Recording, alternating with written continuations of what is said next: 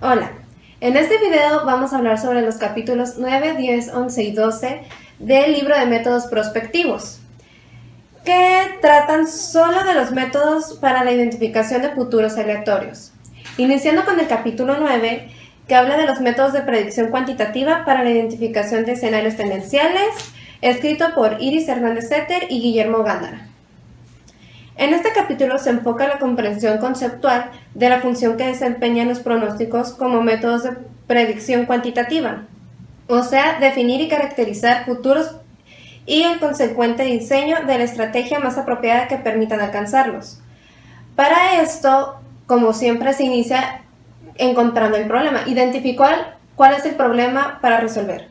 Después nos vamos a pasar con la etapa del análisis, que se divide en dos etapas: entendimiento del contexto y visualización estratégica.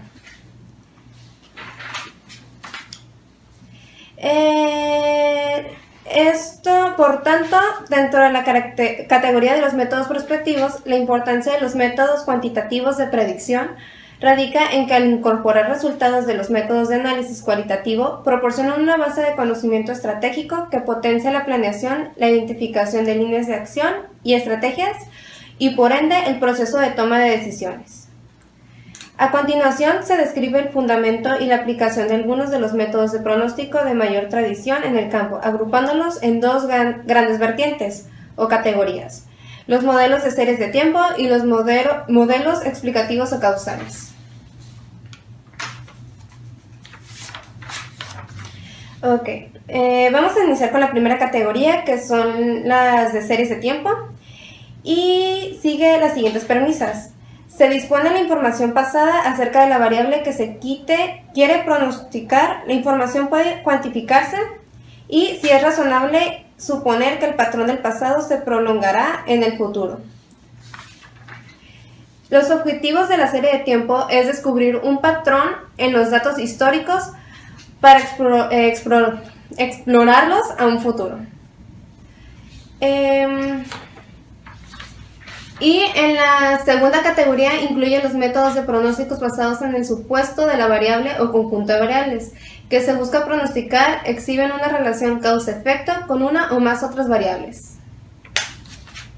Iniciando con las series de tiempo, se debe comenzar por comprender que el patrón o comportamiento de los datos en una serie de tiempo se está formado por varios componentes: el tendencial, el estacional, el cíclico y el irregular. ¿Qué es esto? ¿Se alcanza a ver? Okay.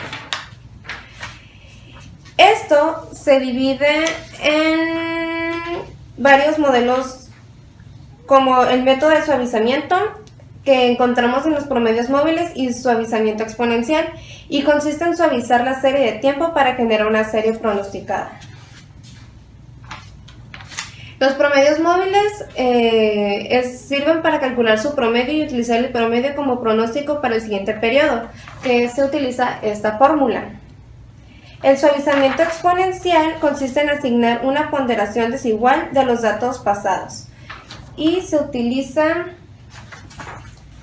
esta fórmula.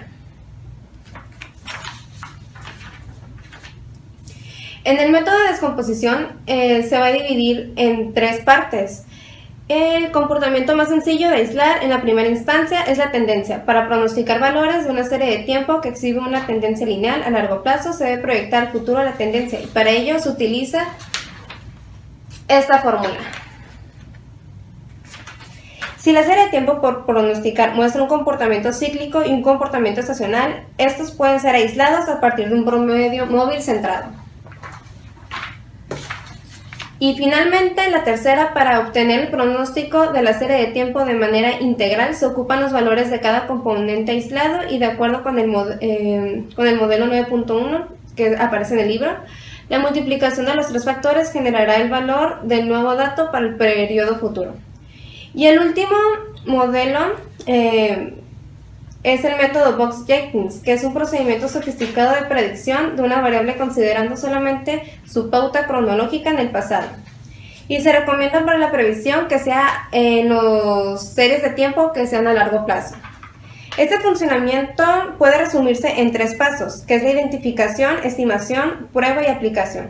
En la primera fase se identifica el modelo específico que puede considerarse tentativamente el modelo de predicción más apropiado para describir el comportamiento de la serie de tiempo que se pretende pronosticar a partir de los modelos ARIMA.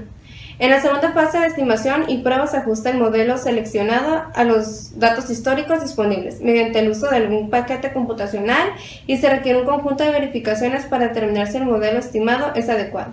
Y en la fase final, una vez estimado y verificado el modelo funcional ARIMA propuesto, se procede a la estimación del pronóstico. En conclusión, no debe olvidarse que el máximo aprovechamiento de los métodos de predicción se basa en que la calidad de los resultados es proporcional y dependiente de la calidad de la información que el pronosticador logre plasmar mediante los modelos aquí descritos. Capítulo 10. Métodos de ejes de Peter Schwartz. Actualmente destacan dos grandes corrientes. La francesa, encabezada por Michael Godet y Philippe Durance, caracterizada por el rigor matemático, y por el otro, el modelo del estadounidense Peter Schwartz, que se distingue por su énfasis en las posibilidades y alternativas. El autor define los escenarios como una herramienta para ordenar nuestras percepciones acerca de futuros ambientes alternos por medio de los cuales se podrían desplegar nuestras decisiones. Su lógica es apelar a la capacidad de los individuos para confrontar y contrastar la gama de futuros en todos sus aspectos, como una forma disciplinada de pensamientos que una metodología formal. Los escenarios se perciben como hipótesis de diferentes futuros. Un aspecto relevante de su modelo es que el contenido debe despertar el interés y ofrecer elementos que generen valor a los individuos y organizaciones. Los escenarios deben redactarse en forma de historias absorbentes y convincentes que describan un amplio espectro de futuros alternos. El proceso de construcción de escenarios propuesto por Peter está conformado por 8 etapas principales.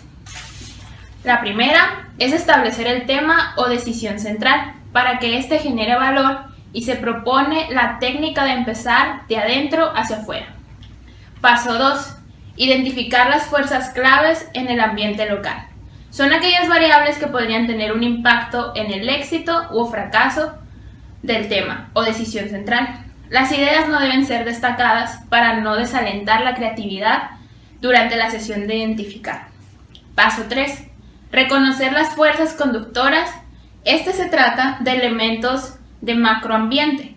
Debe basarse en elementos reales. Paso 4. Evaluar de acuerdo con su importancia e incertidumbre.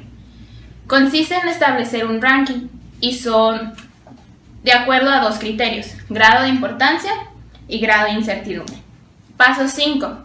Seleccionar la lógica de los escenarios que se establece al montar las variables fundamentales como ejes de una matriz, con objeto de crear unos cuantos escenarios cuyas particularidades marquen la diferencia para los tomadores de decisiones.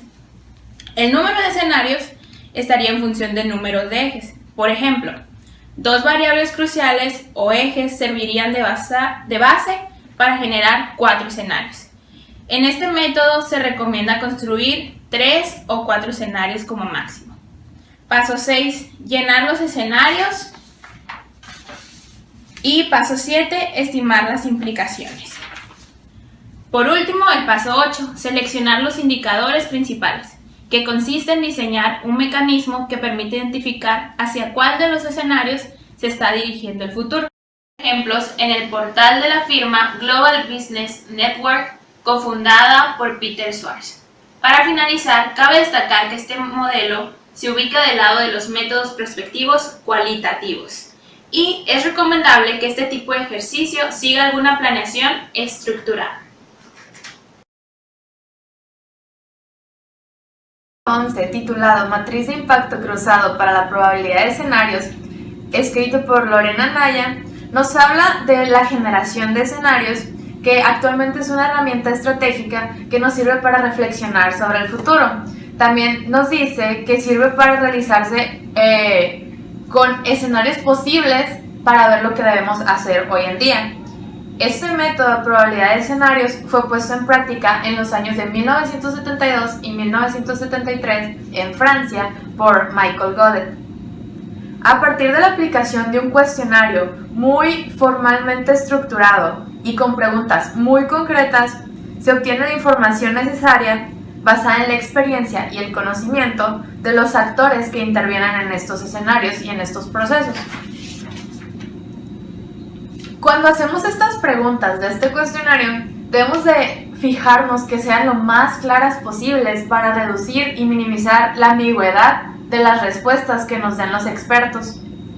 También se les interroga a estos actores de los escenarios la probabilidad de que estos ocurran. Generalmente se hace una escala del 1 al 5, donde 1 es la probabilidad más débil y 5 es la más fuerte. Existen 5 pasos que nos ayudan en el método de probabilidad de escenarios. La primera etapa de estos pasos es identificar las variables que se van a ver involucradas. Después es la construcción de eventos, que tiene que ver con las variables que vimos anteriormente. Cuando ya tenemos esos eventos, se califica la probabilidad de los mismos.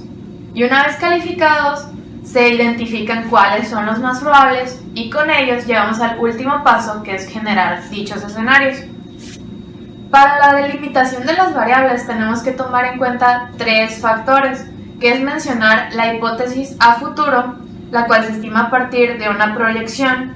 Después precisar la situación actual de ese evento y al final determinar una especie de tiempo, un horizonte como meta en la que se va a realizar ese escenario. Actualmente, existen muchas maneras de calcular la probabilidad, muchos métodos matemáticos, ecuaciones y todo eso, pero gracias a la tecnología que existe hoy en día, existen softwares como ProbExpert que nos ayudan con un formato muy amigable a calcular la probabilidad de los escenarios con medio de procesos matemáticos, y así nos ayuda a calcular la probabilidad de nuestros escenarios posibles. En resumen, este método de escenarios posibles es muy útil para las empresas, ya que nos sirve para ver todos los escenarios que nos pueden afectar en un futuro, ver cuál es el más probable y si no son el más probable, cómo se relacionan entre sí, etc. Además nos ayuda a transformar nuestros juicios cuantitativos de lo que ya pensábamos que podía pasar, y podemos cambiar totalmente esa manera de pensar para tener una mejor reacción ante ellos. Gracias. Capítulo 8. Modelación de escenarios. Asumir la complejidad y el cambio desde una perspectiva. Por Gloria Pérez Salazar. Nos habla sobre la necesidad de estudiar el futuro. Al hablar sobre el futuro, puede sonar extraño, porque se está estudiando algo que aún no sucede. Sin embargo, podemos asumir una actitud proactiva para comprender cómo es que las decisiones que tomamos en este mismo momento pueden llevarnos a distintos escenarios. Ahora hablaré sobre las características de los sistemas más complejos. Sistemas y complejidad. Uno de los problemas más complejos que se abordan en la toma de decisiones son aquellas que resultan ser insensibles a las políticas de decisión diseñadas específicamente para atacarnos, a lo que Ritter y Weber han llamado weighted problems. Las principales características de weighted problem son que no hay una prioridad sobre la decisión del problema, es decir, no se sabe con certeza cuál es el problema, y cuando se intenta atacarlo, los tomadores de decisiones se ven en un dilema de distintas perspectivas. Segundo, este tipo de problema no tiene una sola decisión. El punto es buscar una solución que pueda atender la naturaleza del problema. Y por último, una vez que se encuentra la solución, es hora de ponerla en práctica. Sin embargo, los efectos no se ven reflejados inmediatamente, sino en un plazo de largo tiempo.